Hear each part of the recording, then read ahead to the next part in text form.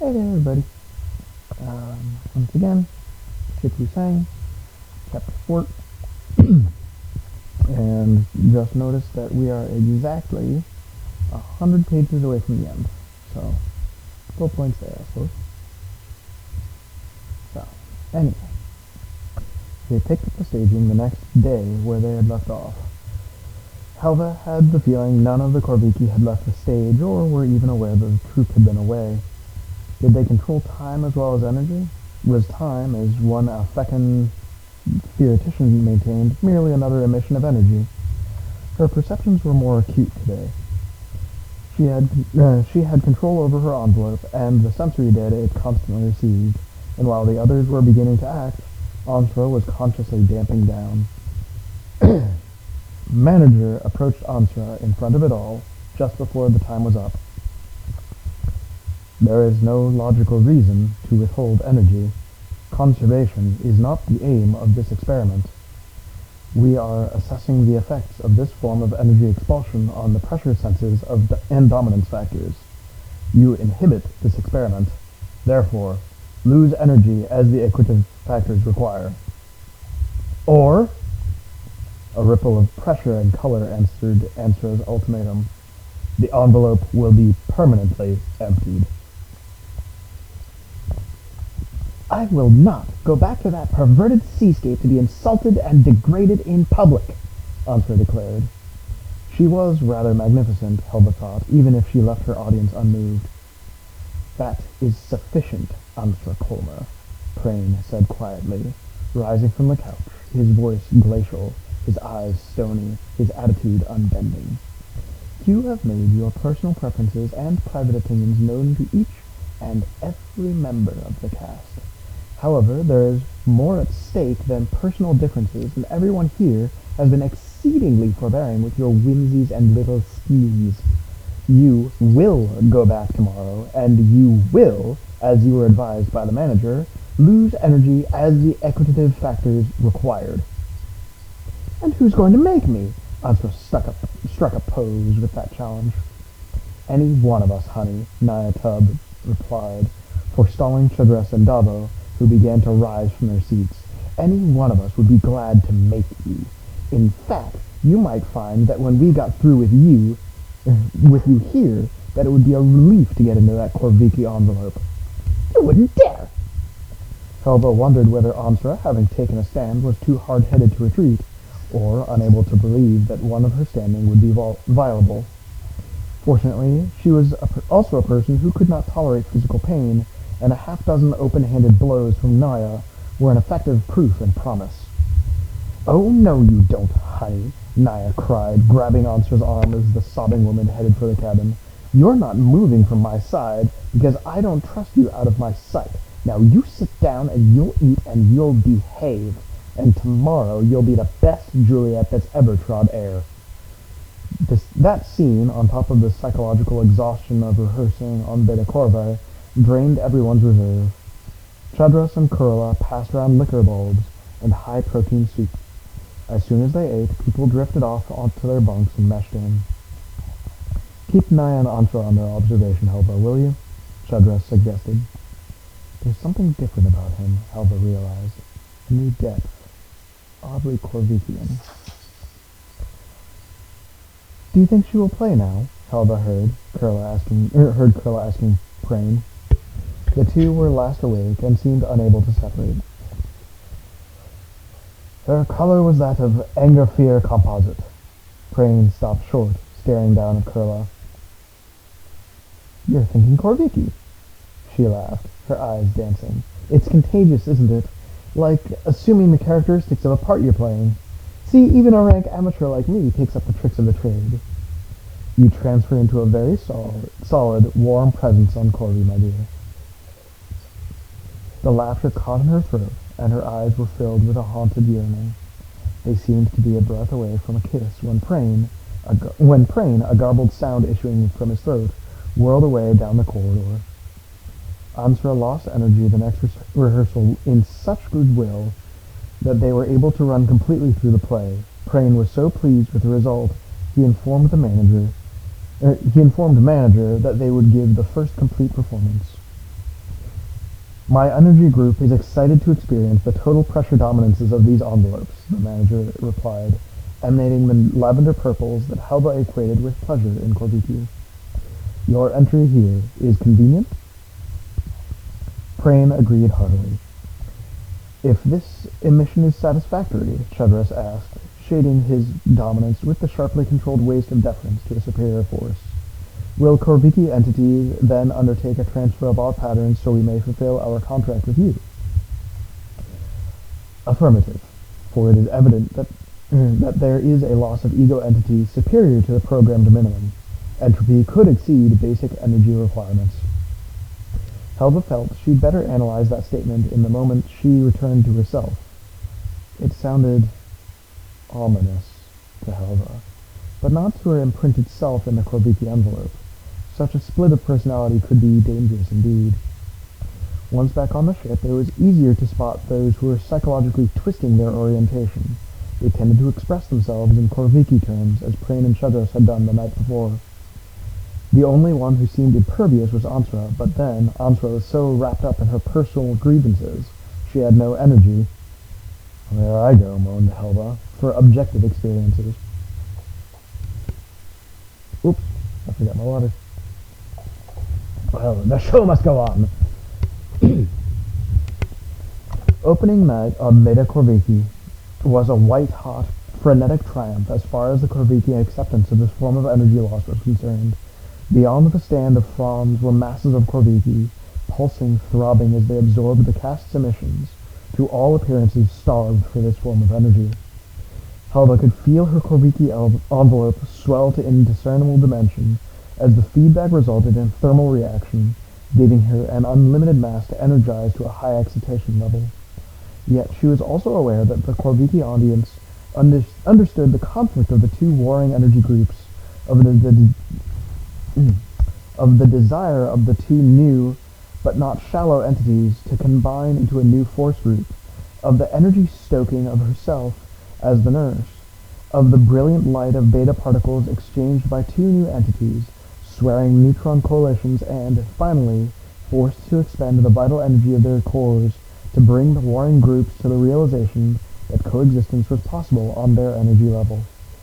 As the prince summed up the entropy death of the two, novas of approval exploded outside the fronded area, and Helva, gross with feedback, found herself racing to emit the nearest drained entity some urge of that pressure in a self-sacrifice that was ecstatic. All around her the atmosphere crackled, popped, boomed, and thundered, with the resultant explosions as immeasurable positive forces recombined, and all the previous energy was reabsorbed. Then indeed did Helva bless the surgeons, bless and curse them for hauling her inexorably back from such glorious intercourse. She dazedly recalled her scattered wits, and signals penetrated the coruscating impressions and forced her to be aware of imminent danger.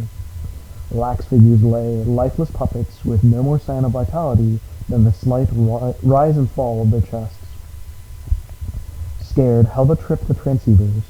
Lights reluctantly faded on the transceivers, and still no one stirred. It seemed an eternity to Helva before Ansra moaned. Ansra! Ansra! Helva called in an insistent, hard voice, hoping to penetrate the woman's trance-like state. Ansra! Ansra! What? Get to the galley. Get stimulant K in the blue IV spray. It was like moving a robot. She kept droning her orders, relentlessly forcing Ansra to obey. The woman's eyes blinked, her body jerked as Helva encouraged, ordered, demanded the necessary actions. Finally, she got Ansra's hands around the right IV and got the uncoordinated body to depress the dermospray against her arm. The stimulant took effect. I need water. Orange Foxy needs water, exactly.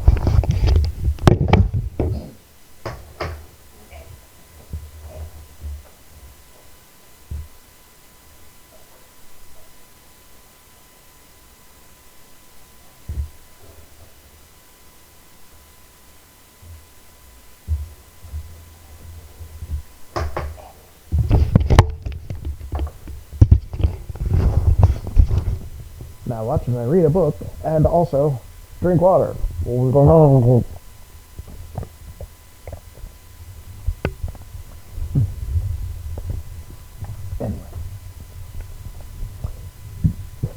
Oh my god. Oh my god.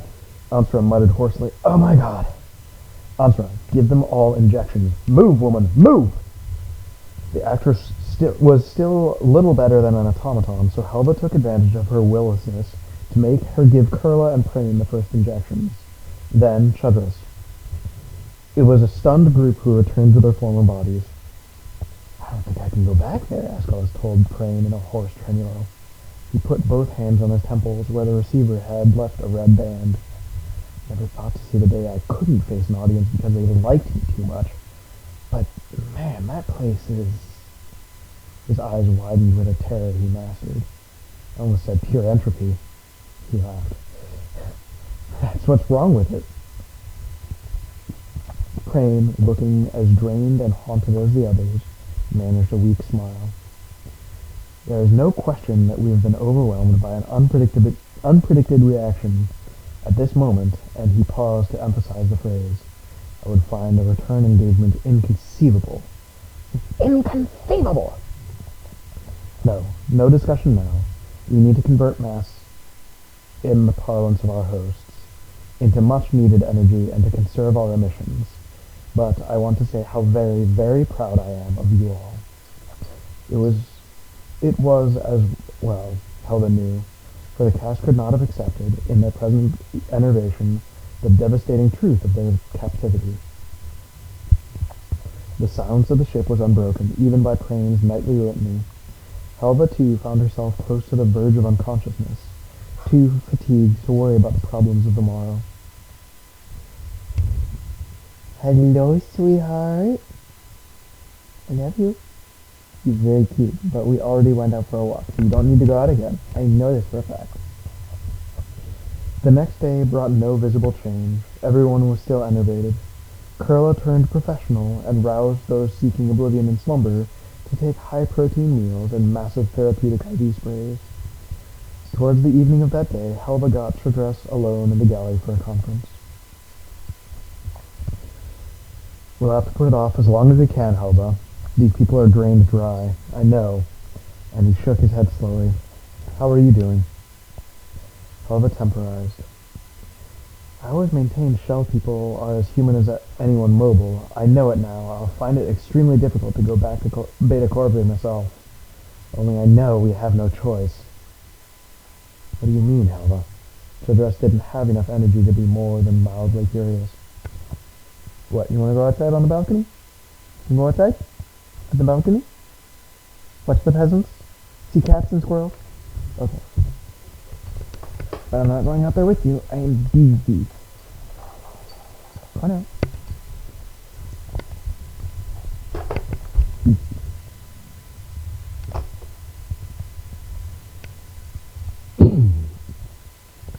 They're wondering where we are right now. They have the understudies lined up and raring to learn. Chudras mustered a defeated groan.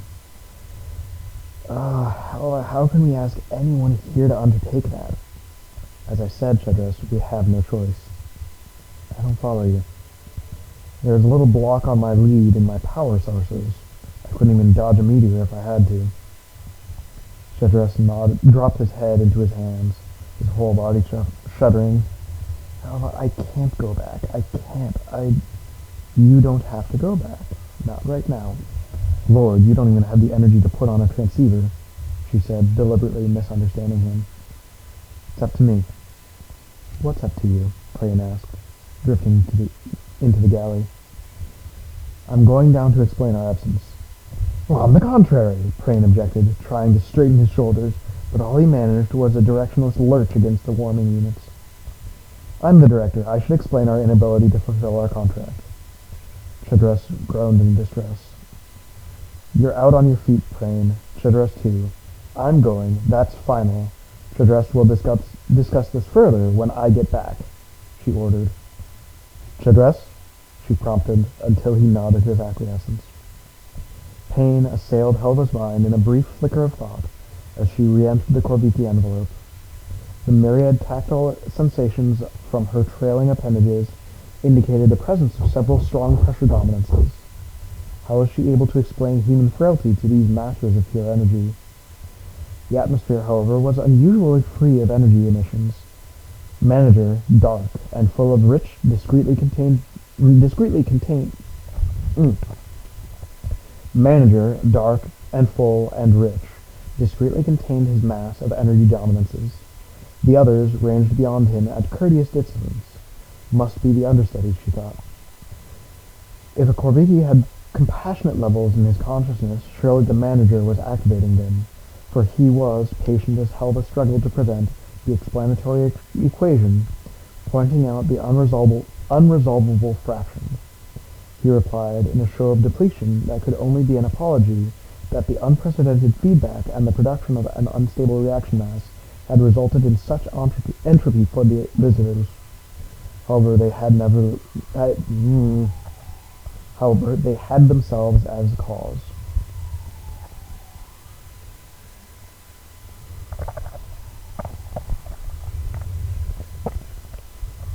That's what I get for trying to read before dinner. Nevertheless, Manager sternly informed Helva a new condition of immense significance had developed. Every single energy group around this thermal core insisted on obtaining the formulae which would repeat those unique emissions. The benefits of such expulsion could rejuvenate static energy groups once considered lost beyond reactivation. The formulae must be passed on. No matter would be considered too precious in the exchange. Helva, feeling she was emitting desperate energies, repeated the impossibility. Some arrangement would have to be effected, the manager insisted. There was one unit. He drew the equation of sound that meant Juliet, which had shown an admirable control of intrinsic energy. Let it return and deliver the formulae. Otherwise, the manager swayed his tentacles in an unnerving approximation of a human shrug. For a long interval, Helva lacked the moral courage to indicate her return. She tried to think how this simple mission had turned into such a catastrophe. Ruthlessly, she reviewed the elements of this impasse, trying to find a solution. There had to be one. How cosmically ironic that Answer Colmer, so bent on ruining them, was the only personality with sufficient egocentricity to survive the experience. But would she save them all? I'm not out of my mind, even if you all are, was Ansra's immediate response. Nothing, not even if you beat me to death, could you make me go back to that gas factory. I've done all my contract called for. Actually, you haven't, Ansra, Dava repeated wearily. Not that any of us are likely to take you to task for it at Guild. But those contracts read that if the Korviki accept our dramatic presentation as payment for their techniques, we must instruct Korviki understudies. Go back? Just to teach Korviki to play Juliet? Ansra laughed shrilly, semi-hysterical. She whirled on the train. I told them at Regulus that you'd fail, and you have. I'm glad. I wonder if she's glad. Her hatred washed like a visible tide over sensibilities already upbraided and tender. Still laughing, she careened off the walls on her way to the cabin, collapsing like a limp doll in front of the mirror, alternating laughing and staring at her reflection. She's gone stark raving mad, Nia stated in a flat voice. I don't think so, unless we're all mad right now, Dava replied judiciously. Well, we can't just sit here and let her spite us, Nia exclaimed, rousing to indignation. She's just got to do her part. The show must go on, Aeschylus asked sarcastically. Not this one. I apologize to everyone, Prane began, rising to his feet. Ansra's grievance is with me. You shall not be the victims of it. Christ, Prane, spare us that role, Davo exploded. No role. The solution is simple, the Solara went on, his voice and manner so matter-of-fact that the accusation of heroics was void. As director, I know every single line in this play. In fact, I have complete recall of some 212 ancient, medieval, classic, atomic, and modern dramas. Like William Shatner. The great bard, William Shatner. You die under the strain, Kurla cried, throwing her arms around him. He disengaged himself, smiling tenderly at her. I'm dying anyway, my dear. I prefer a good exit line. Next week, East Lynne, roared Helva, successfully shocking everyone alert with her mocking laughter. Prane was deeply hurt, which Helva found a trifle healthier than his heroic self-sacrifice. Now, will everyone calm down? All is not lost because Answer Colmer is a vicious, vengeful bitch. In the first place, Solar Prane, we don't want the Corviki possessed of our entire bankroll in one mass cathartic purge. One play, Romeo and Juliet, which has rolled them up by the fronds, is all we contracted for, and we shall give it to them, and then accelerate out of their sphere of influence as fast as I can blow my jets. I shall strongly, urgently recommend that we do not darken their dominance again until our bright boys figure out how to cushion our fragile psyche against Corviki feedback. And, Solar Prane, you are not the only person on board with perfect recall. I know this may sound fatuous, but I too, probably Davo as well, possibly our Aeschylus, know every bloody line of Romeo and Juliet too. All three of us are physically and emotionally better able than you to go back down to Beta Corvi. Listen to me, she bellowed when everyone began to protest. She shifted to the voice that signified a broad smile and hammed it. This is your captain speaking. And as they broke into laughter, became dead serious. I, Helva, have the final responsibility for this mission and for everyone aboard this ship. I know all of Romeo and Juliet too. I used to play Juliet, you know, and when I was in my first 100, Naya said, before Helva could continue, and you've forgotten something, Helva. A very essential point. It's the performances on Beta Corvi, not the rehearsals which rock us. I feel sure I could cope with a rehearsal situation, with customary halts and breaks, needed to teach understudies. We don't even have to rehearse the full 7 hours, not if these Corviki want the place so bad. We call the tune. Then her expression changed, and she glanced towards the women's cabin where Answer was laughing softly. I'll be goddamned if I let that bitch choose the most close the most successful show I've ever been in. I would like to try to deliver that one better. And I'll be goddamned if I let that bitch close the most successful show I've ever been in. Aeschylus roared with laughter and embraced Naya in a mighty hug. By the toenails of the seven saints in Scorpius, neither will I. I'm game too, Benvolio agreed, and bugger her! He added with a rude gesture in Answer's direction that I will not use on YouTube because there are children watching. Look, Helva, get the Corviki to give us another day's rest, Shadris said. Then we'll all go down and finish the job. The show must go on!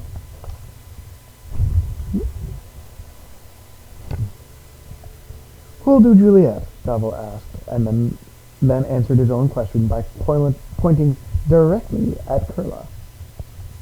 You'll do Juliet. Oh no, not me. Why not, my sweet young love? Asked Prane, pulling her hands from her cheeks and kissing her tenderly before them all. You're more Juliet than she at her best. I'm worried about only one thing, Aeschylus said. I don't like her here with us there. And I don't like her here with us there. And his forefinger punctuated his words with stabs in all the proper directions. A very good point, Davo agreed with a whistle. No problem, Helva assured them. Miss Colmer is resting, I believe the medical term is. And I shall encourage it. And she proceeded to flood the pilot's cabin with sleepy gas. Manager signaled its acceptance, emitting relief that the problem had a solution. Helva sent everyone off to bed with a protein-rich meal. Kurla and Naya preferred to bunk on the couches, despite the fact that Helva had cleared the gas from the cabin. Kurla agreed to administer a time sedative, so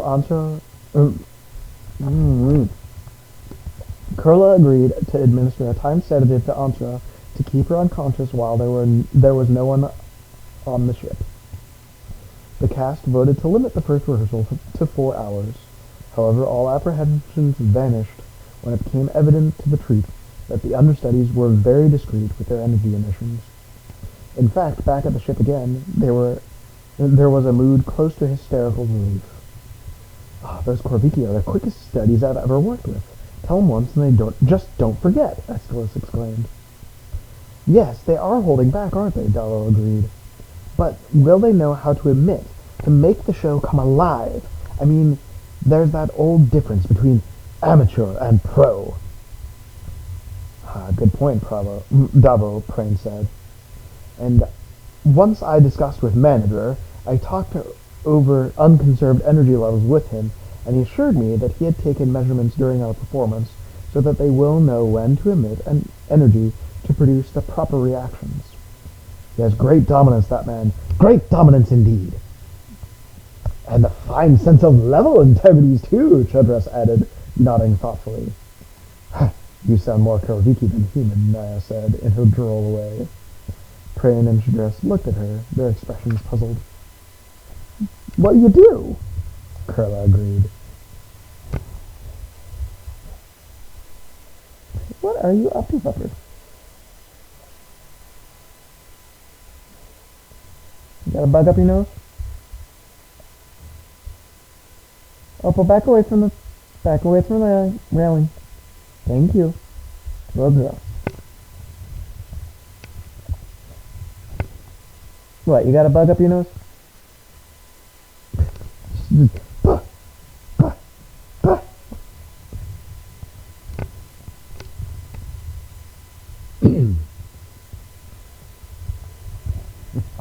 "What's it do?" Kurla agreed. "Imitation is the sincerest form of flattery, you know," Crane said into the silence, but to Helva, his joviality sounded forced. The second rehearsal went so well that Crane decided only one slightly longer additional session would complete the contract. "Well, let's get it over with then," Aeschylus said. "There's something seductive about that freak-out place that gets to you. I have a hard time thinking human." Aeschylus was right, Helva thought. She found it all too easy to think in Corvikian terms, and Crane and Chudras seemed to have moved theater semantics into another frame of reference entirely. She'd heard them discussing staging in terms of excitation phases, shell movements, particle emissions, sub-shell directionals, until she wondered if they were talking theater or nuclear physics. She kept an eye on Crane anyhow. Kurla was, too, but playing Juliet to Crane's Romeo was overloading her circuit sufficiently to cloud her discretionary. Helva caught herself up sharply. "Opal, inside. You're behaving poorly. In an undignified manner, little princess. Come on, inside." "Thank you." "Little princess, queen of mischief, I see Mab hath been with thee."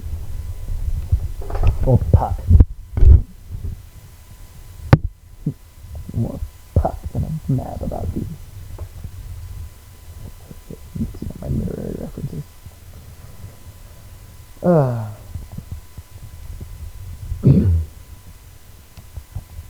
She watched Kurla administer an additional sedative to Ansara. The woman had been kept unconscious for 40 straight hours. 5 more wouldn't hurt her. It certainly improved the ship's atmosphere. She told Kurla that she'd be down directly, and then checked all circuitry on the ship. Once the Corviki removed that power block, they could leave, but she wanted no last-minute delays. Crane was off stage when she got down, dominating with his understudy. She found hers, and then was swept into scene 2 of the 4th act. The Corviki had more trouble this cycle controlling their suppressed energy. It occurred to Helva that Davo need not have worried that the dramatic content would be lacking. Remove all instructors with their frail spirits, and the Corviki could deliver every bit of excitation required by the formula. Helva had to expend effort now to control excitement. Crane did too, for as he and his other... Helva had to expend effort now to control excitement.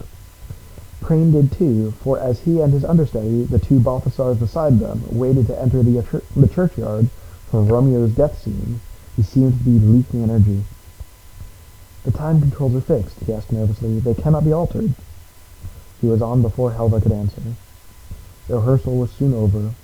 Manager had to exert tremendous control over his spontaneous emissions as he complimented the actors.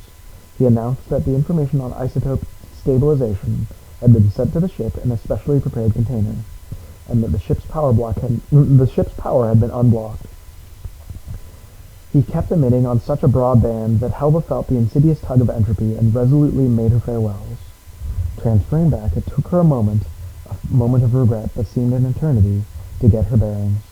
She detected the container neatly secured in the engine room, violently radioactive as yet, so it had better stay where it was. Someone groaned in the dimly lit cabin. Dimly lit? She hadn't lowered the lights. She brought up every light in the ship, scanning the pilot's cabin for Antra. The bed was empty. How had she thrown off the drug? Helva did a searching scan and found Antra crouched down by Prain's body. In her hands were the wires that led to the transceivers on Prain and Kurla. "Antra, that's the same as murder!" Helva roared, trying with sheer volume to stun the woman. With the determination of vengeance, Antra ripped the helmets from their users and tried to tear the units apart. Even as Antra was acting, Helva triggered their return on the transceivers, desperately hoping to forestall Antra's intention. It seemed so long with the woman's harsh panting as metronome until the transceiver lights winked out across the rim of the helmets. On one, the light remained, on Chudras. "Davo! Davo!" Helva shouted. The actor, shaking his head as the urgency of her voice roused him, responded dazedly.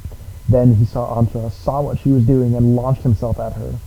Davo's thrust pinned her against the far wall as the other members of the cast began to revive. "Aeschylus, help Davo with the crazy woman," Helva ordered, for Antra was twisting and screaming, beating at Davo with maddened strength. "Benvolio, come to, man! Snap out of it! Check on Chudras! How is his pulse?" Benvolio leaned the limp body beside him. "Too slow. I think it's so faint. I've got to go back to Corvi. Someone, Naya, you're awake. Find 2 usable transceivers and the mess Antra made of them, and put them on Prain and Kurla. I've got to get them back here." "Wait, Helva!" she heard Davo call as she was in the act of transferring. The manager was beside her, and so were the shells that were undeniably Prain, Kurla, and Chudras. Their pressure dominances were overwhelming. "Stay with us, Helva. Stay with us. It's a new life, brand new, with all the power in the universe to control. Why go back to a sterile life in an immobile envelope? Stay with us." Too tempted, too terrified to listen further, Helva retreated to the safety of her ship, the sanctuary of her only security she knew. "Helva!" Davo's voice rang in all their ears. "I'm back," she murmured. "Oh, thank God, I thought you were going to stay with them." "You knew they'd stay?" "Even without Antra's help," Davo admitted. Beyond him, Naya nodded. "It's the answer for Kurla and Prain, you know," Naya said. "Hell, they can combine energies now," and her laugh was mirthless. "But Chudras?" "Shock you, huh, that a brawn would defect?" Davo asked sympathetically. "But he wouldn't be a brawn much longer, would he, Helva?" "And what if I'd stayed?" "Well," Davo admitted, "Chudras didn't think you could, but he did think you should." "It was a case of being where I am needed, Davo, and sometimes you have to help by not doing anything, I guess," she added more to herself. She looked then towards the 4 breathing but lifeless bodies. "Wait, 4th?" she cried aloud, stunned to identify Antra laid out beside the others. "What did you do? How could you do it?" "Oh, easy," Naya replied, shrugging negligently. "A case of the punishment fitting the crime. Besides, the Korviki are better qualified to deal with unstable energies than we are, Helva. Can't we leave now?" "Manager said the exchange had been made," Aeschylus said. "Have they unblocked your power?" "Yes," Helva sighed, unwilling to act yet. "Helva," Davo murmured gently, his hand palm down on the titanium column. "Helva, the play was the thing wherein to catch the conscience." As she wearily fed the return voyage tape into the computer, His words echoed in her mind like a gentle absolution. With an exquisite sense of reprieve, Helva watched official debriefing experts disperse to their waiting vehicles that clustered in the floodlights at the base of the X-ray Hotel 834, like energy moats. Helva censored that analogy. Night-piercing lights blinked on, jabbed in crisscrossed webs, as the ground cars turned and wheeled. All momentarily were in parallel, outlining the darkened lower stories of Regulus Base Tower. Not all the vehicles made for this structure, Helva noted. Some darted beyond, out of the base complex, into the distant metropolis. Shell people were presumably inexhaustible, but Helva felt drained and depressed. She was not sure which experience had been worse, coping with Beta Corvair, or with the repetitive questioning of the affair by single-minded specialists. She could appreciate why Prane had made use of Mind Trap to retard neuron loss. Had she no memory banks to scan, she might have cheerfully forgotten much of what had happened. It was too bad that she couldn't. Helva sighed. No, not Helva. The X-ray Hotel, 834, sleek, BB ship of the Central World Medical Service. But Helva, the woman. They encased us in titanium shells, placed the shells in titanium bulkheads, and considered us invulnerable. Physical injury is the least harmful of all accidents that this universe inflicts on its inhabitants. It is soonest mended. Lights began to appear in the base tower, and Helva was perversely delighted. So others would have a sleepless night tonight. They deserve it, unsettling her fragile resolution of the Beta Corvi affair with their barrage of questions. How powerful was the Corvi community? How large were the individual entities? How long did she believe the human Corviki shells that contained Prane, Kurla, and Shudras, and Onsra for that matter, would retain their previous loyalties and memories? How soon would a second expedition attempt to broach their atmosphere? What other media of exchange would Helva recommend, assuming Prane's Encyclopedia of Drama was bled from him? And why did she feel that the Corviki environment was so dangerous to the human mind? Could she explain the dangers? Could she recommend preventative measures to be used in preconditioning?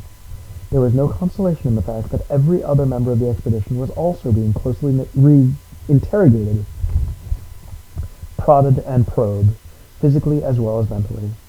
At least she was spared that, although the shell medics had run acidity tests and checked the intake of the nutrients that sustained her. There had been a rise in protein flow, which was deemed consonant with the unusual activity required of her. The base computers were going to get a workout tonight, but she didn't want to have to think at all.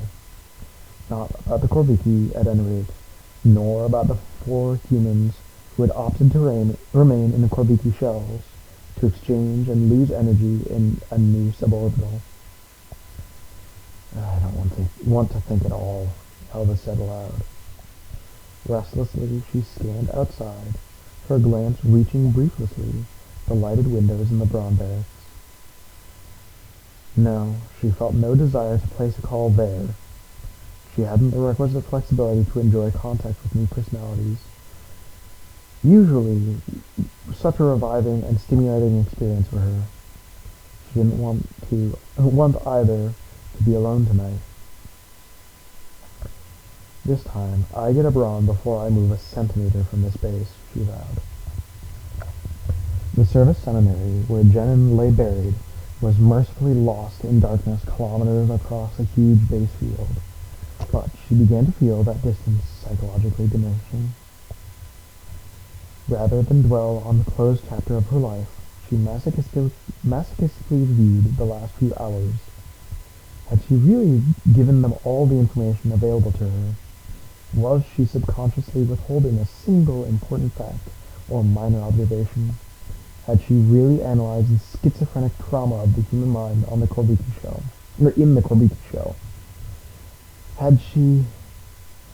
A ground car braked to a rocking drop at the base, and someone activated the passenger lift, which she had not withdrawn when the last of her debriefing group had left.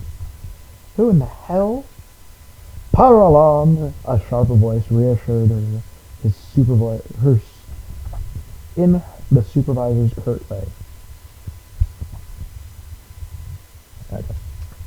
I have 6 pages left. I'm getting tongue-tied. I need a chocolate emergency dose. Yeah.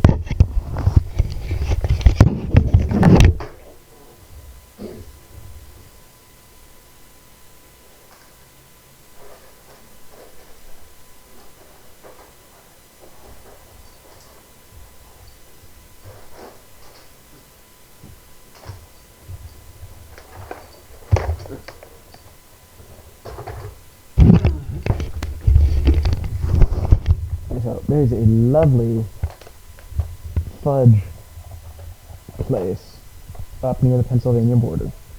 So while I am getting treat, Opal is also getting treat because we must express love to those we love the most. Hmm? What? I should have allowed her to gently grab a snack on camera, but I wasn't thinking. I need sugar.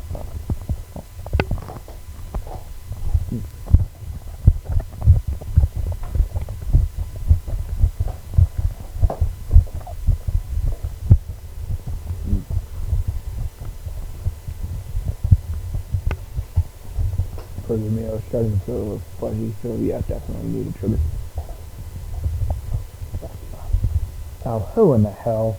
Power alarm! A sharp voice reassured her in the supervisor's curt way. As her service supervisor, Niall Parlon had naturally been present during the debriefing. He had kept to the role of arbiter, speaking only when the experts had got excited or too insistent on the points that Helva was unable to clarify. She had been grateful as well as impressed by his unexpectedly deft handling of the incidents. Evidently, Parlon enjoyed considerable prestige in spite of his blunt manners. Was he returning for a private session? He stepped into the airlock, feet spread, arms hanging at his side. He was glaring at her column with unexpected belligerence. "Oh, now what have I done?" Helva asked, masking a sudden apprehension. As he broke the pose and swaggered forward, Helva wondered if he had been drinking heavily. "I claim refuge, my lady," he replied, bowing with exaggerated flourishes.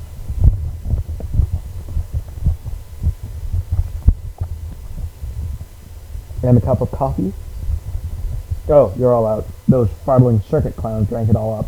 No, you don't get fudge button." "I know, it's the most great injustice in your entire puppy life."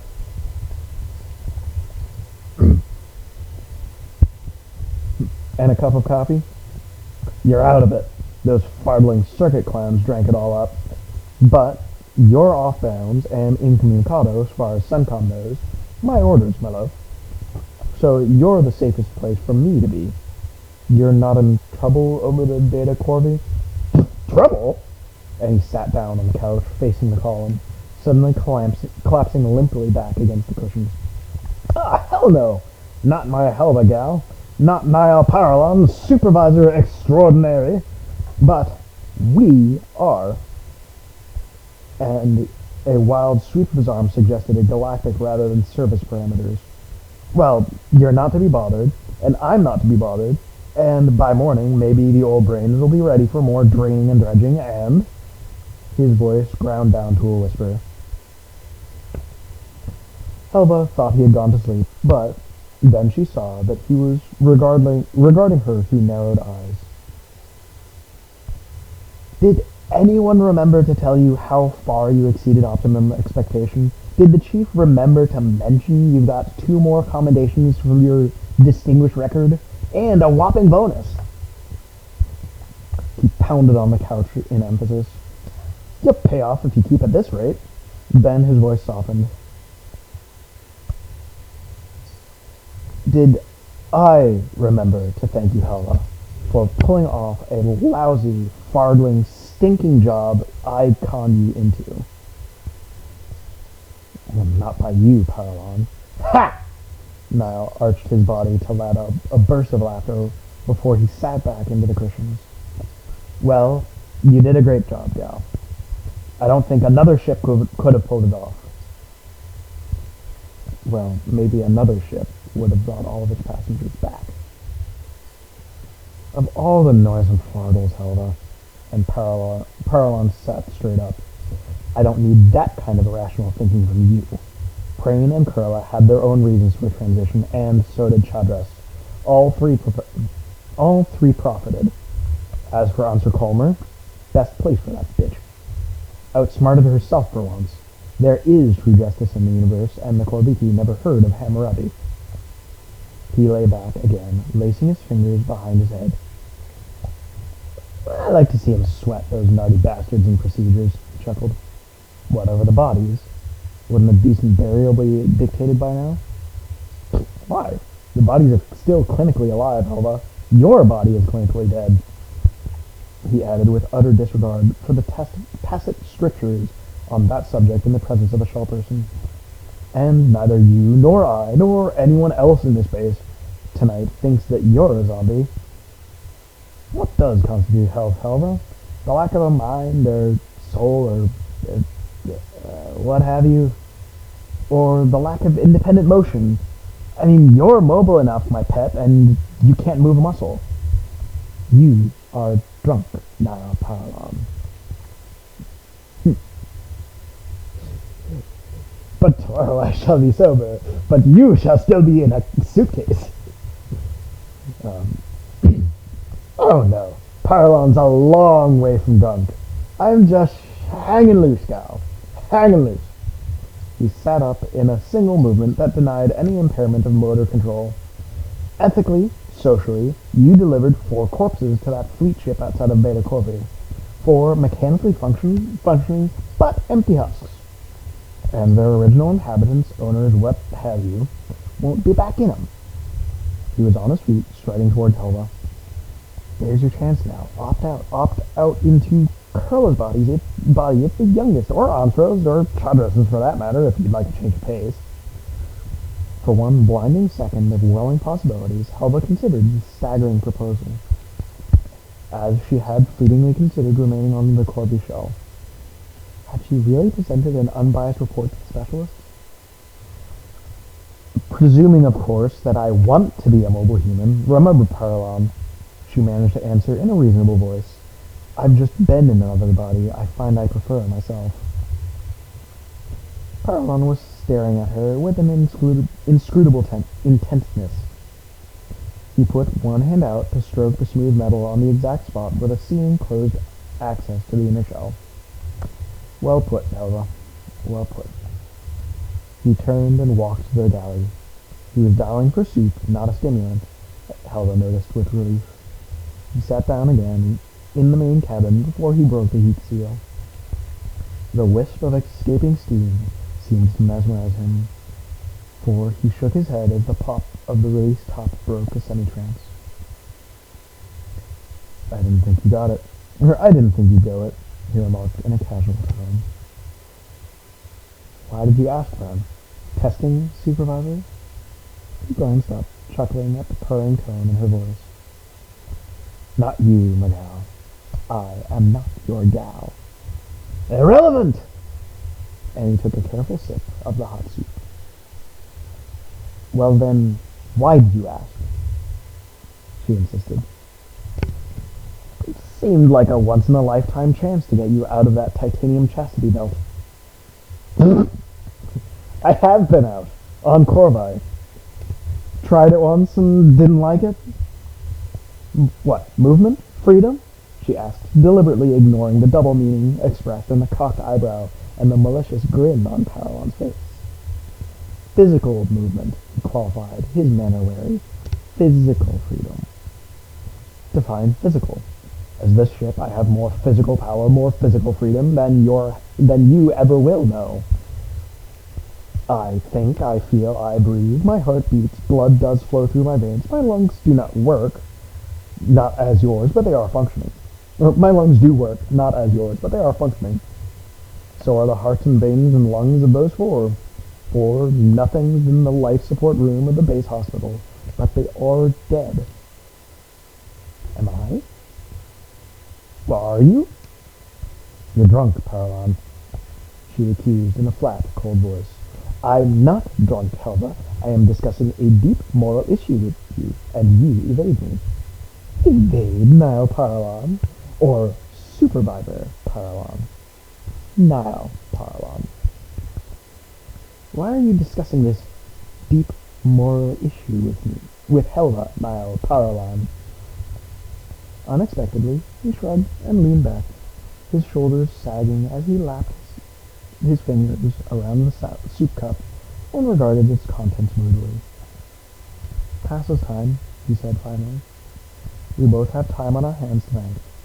Time that must be passed some way or another. Silly to waste our valuable time in small talk. Might just as well discuss a deep moral issue which, I might point out, you dumped in our laps, which no one's going to resolve anyway. You've made the Corvée clear that... yeah. You should have made the Corvée clear their garbage before you cleared their fartful atmosphere.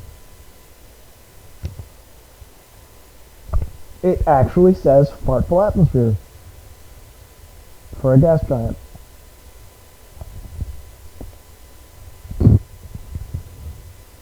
Say, did you smell... Sorry, that word makes the next line funny. Say, did you smell the stuff that they breathe? Helma found herself answering this question while another part of her rapidly churning mind wondered at this remarkable behavior. I, Helma, have no olfactory sense, so I, Helma, wouldn't have noticed how the Corviki atmosphere smelled. None of the others mentioned it, so I assumed that, for Corby senses, the atmospheric odor was unexceptional. Aha! The thin forefinger jabbed at her accusingly. You don't have that physical ability.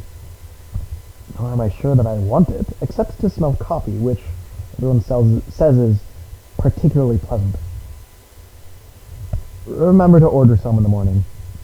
Orders are already on file with the commissary, Helva said sweetly. Ah, that's my gal. I'm not your gal. And, at the risk of being a bore, why are you here, Nile Paralon? I don't want to be bothered by those fardling specks, he muttered, jerking a thumb over his shoulder in the direction of the base tower. And I would be if they could reach me. For the record, S-P-E-C-S. It is not a racial slur. Making sure.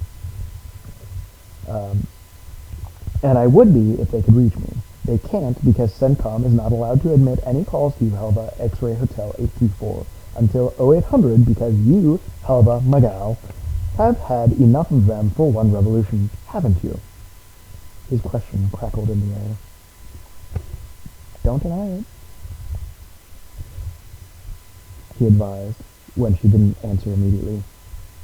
Oh, I know you well enough. I know you, gal, like no other man ever has. And you were so close to telling them to stuff it. You were so close to,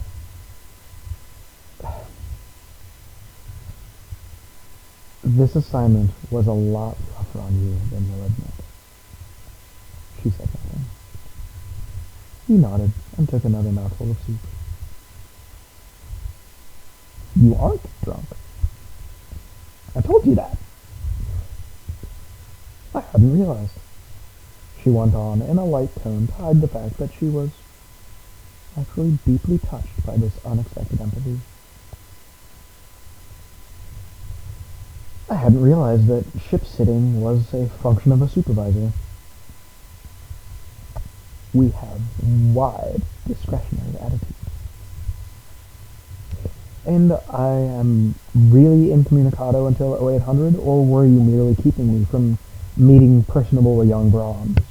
Ah, hell no, he explained, his eyebrows arching in protest. That's absolute fact that you can check out. You can call out. It's just that no one else can call in. And you're here to divert me from calling the Brahms. That woman's got Brahms on the brain. Ha ha! Go ahead. he urged. Call the bronze in. Rouse the whole barracks. We'll have a swinging party. He was halfway to the console. Why are you here? Hey, moderate your voice, gal. I'm here because you are the safest place for me to be. He turned back to her again, grinning wickedly. You sure you don't want to call the barracks? Positive. Why are you escaping? Because... And he dropped down onto the couch again, making himself quite comfortable. I've had it with their nardy questions and suspicions and... Suspicions? Helva pounced on the word. They, and his fingers flickered in the direction of the tower's lit windows, got fardling damned theories about schizoid brains and blocks and that kind of drift. What about me? Again, the expressive rude noise. I know you, gal, and so does Rayleigh, and we're taking none of that crap about you. Thanks. Oh, don't get snide with me, Helva. And Paralon's voice turned hard. I'll make you work your ass off for the service. I'll make you take assignments you don't want because they're good for you and the service. What, good for me, like the Corby affair? Damn your eyes, yes! It's good for you! Helva, for the woman inside the armor plate! I thought you were urging me to come out of my armor plate into Kurla's body. Paralon was still. His eyes seemed to bore through the column into her shell. Abruptly, he relaxed and leaned back again, apparently at ease, but Helva noticed the small contraction of his jaw muscles. Yes, I wasn't I? He said mildly. With a sigh, he swiveled his feet up on the couch and yawned in an exaggerated fashion. You know, I've never heard you sing. Would you mind? Would you oblige? To keep you awake, or would you prefer a lullaby? Now Paralon yawned again, laced his fingers behind his head, crossed his neatly booted ankles, and stared up at the ceiling.